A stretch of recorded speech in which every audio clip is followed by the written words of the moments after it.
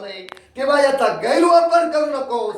जोपर्यंत हे कृष्ण कवच तुझ्याजवळ आहे जरूर तू अजिंक्य आणि अमर आहेस. पण ज्या दिवशी हे कृष्ण कवच तुझ्या करवी दुरापास्त होईल त्या दिवशी तुझा मृत्यू अंतर आहे.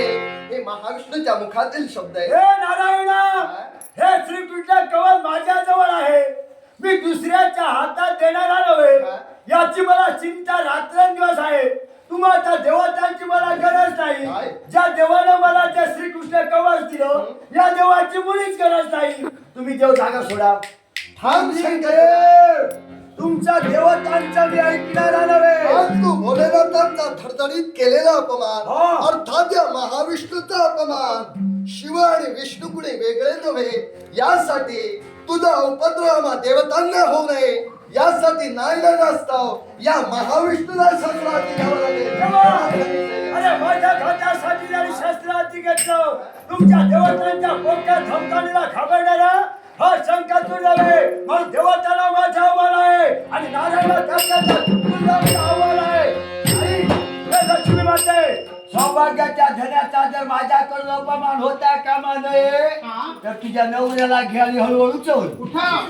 अपमान देवाचा होता. आणि हे तर तुझा तुम्हाला घालवलं साहेब. वैकुंठीचा नारायण स्वीकारतो आणि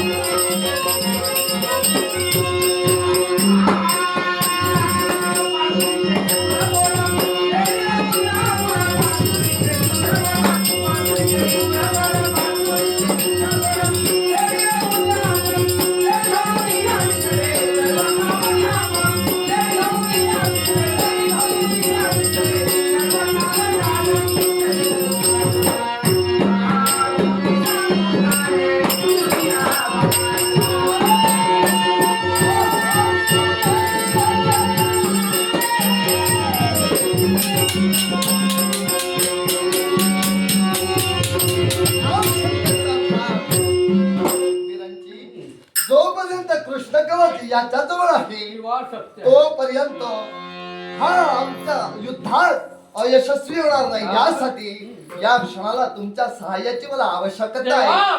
आणि भोलेनाथ योग्य समय येता क्षणी सुसज्ज सैन्य करून याच्यावर तुम्ही स्वारी करावी. चिंता करू नका. आणि देवी लक्ष्मी या क्षणाला या वैकुंठाची जबाबदारी मी तुझ्यावर सोपवितोय.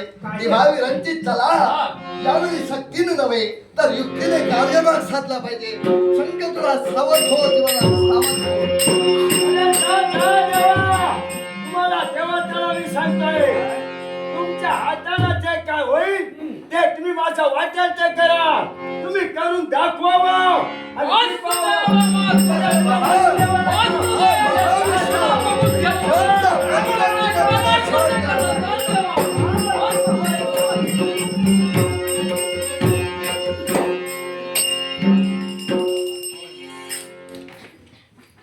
हे देवी, हे लक्ष्मी. लक्ष्मी माते,